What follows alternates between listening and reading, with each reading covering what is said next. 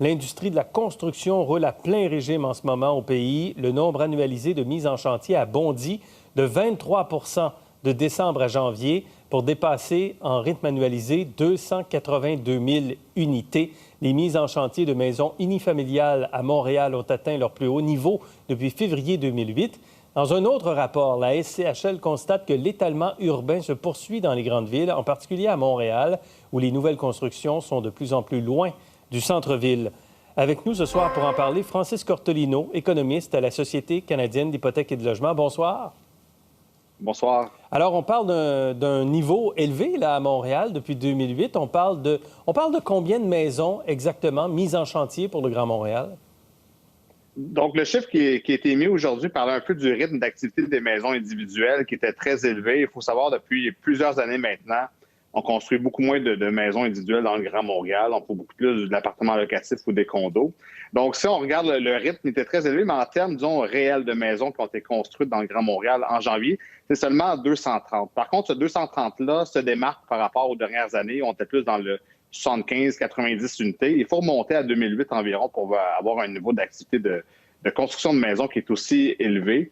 Par contre, ce serait très étonnant, je dirais encore une fois, qu'on regarde les niveaux de 2008, par exemple. On avait à l'époque peut-être la construction de 7 000, 8 000 maisons par année, alors que dans les dernières années, on est plus dans le 2 000, 2 500 mises en chantier de maisons. Donc, on est vraiment dans des volumes fort différents. Alors, cela dit, le volume de janvier, vous l'attribuez à quoi? Est-ce que la pandémie a quelque chose à voir dans ça? Bien, on voit depuis quelques mois, à Montréal et dans d'autres centres urbains du pays, une pression vers la demande de maisons détachées de la maison individuelle, autant dans le marché du neuf, de la construction, que sur le marché de la revente. Donc, probablement un désir d'avoir des espaces un peu plus grands, SACO, etc., qui fait en sorte que la demande s'oriente un peu plus vers la maison au cours des derniers mois. Cela dit, et vous le notez dans le rapport, et il y a un rapport de la SCHL aujourd'hui sur l'étalement urbain, les nouvelles maisons sont de plus en plus loin du centre-ville. Hein?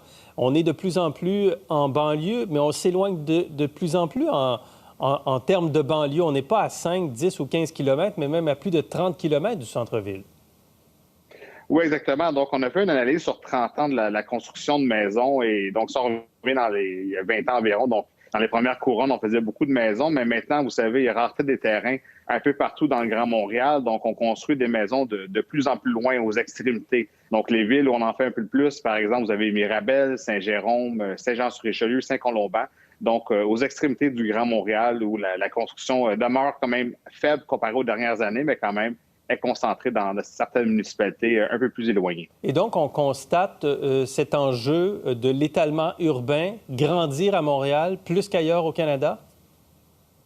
Oui, donc, en fait, l'étude démontrait que, par exemple, si on prend Toronto et Vancouver, on va voir qu'il y a quand même beaucoup de construction dans le noyau plus actif, dans le centre de la ville, des grandes tours très hautes de condos, par exemple, alors que le centre de Montréal, c'est un peu moins développé de façon aussi active. Alors, on est plus visé un peu plus sur l'étalement, donc des constructions très, très éloignées du centre où les terrains sont abordables, peu chers, ce qui fait en sorte que ça peut régler un problème d'abordabilité pour certains ménages qui veulent acquérir une maison, mais qui entraîne encore une fois plusieurs autres questions en termes d'aménagement du territoire, d'environnement et tout le reste. Et on construit moins dans les zones où il y a davantage de ménages à faible revenu. Est-ce qu'il y a un enjeu pour l'abordabilité ici pour les ménages à plus faible revenu? Oui, ici, on revient aussi un peu avec le fait que dans les secteurs centraux de Montréal, souvent, il peut y avoir des ménages avec des revenus un peu plus faibles, ce qui fait en sorte, comme on disait, que la construction dans le noyau de Montréal est un peu moins active. Par contre, on sait depuis quelques années que certainement des défis d'abordabilité, par exemple, à Montréal, dans d'autres centres, on a remarqué que les jeunes ménages aujourd'hui sont plus locataires que les ménages d'autrefois. À l'époque, les ménages les plus jeunes devenaient propriétaires plus rapidement que les jeunes qui avaient précédé. Cette tendance-là s'est brisée au cours des dernières années et on peut penser avec la hausse des prix quand même très importante qu'on a eue dans le Grand Montréal en 2020 et aussi dans les années qui ont précédé. L'accession à la propriété est devenue beaucoup plus difficile pour un jeune ménage montréalais qu'autrefois. La hausse des prix, d'ailleurs, elle se poursuit en ce moment. Est-ce qu'elle va se poursuivre tout au cours de l'année? Est-ce que ça va ralentir, la hausse des prix à laquelle on a assisté au cours des derniers mois?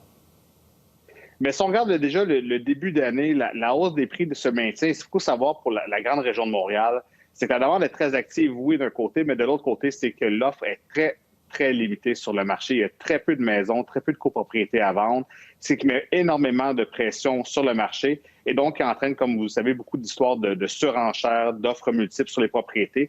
L'offre est tellement basse, donc ça pousse les prix, disons, à la hausse en ce moment. Et tant que l'offre n'augmentera pas, on peut penser que les hausses de prix vont se maintenir. Est-ce qu'on a un marché qui devient surévalué en ce moment? Bien, selon notre dernière étude, où on fait un peu un bilan de santé du marché de l'habitation montréalais, je dirais les principaux critères en ce moment qu'on surveille, outre la surévaluation qui est surveillée étant donné la hausse des prix, c'est ce qu'on appelle la surchauffe. Donc, il y a tellement de demandes par rapport à l'offre, il y a trop de pression sur le marché et ça entraîne maintenant ce qu'on détecte l'accélération des prix, donc des prix qui augmentent de plus en plus rapidement.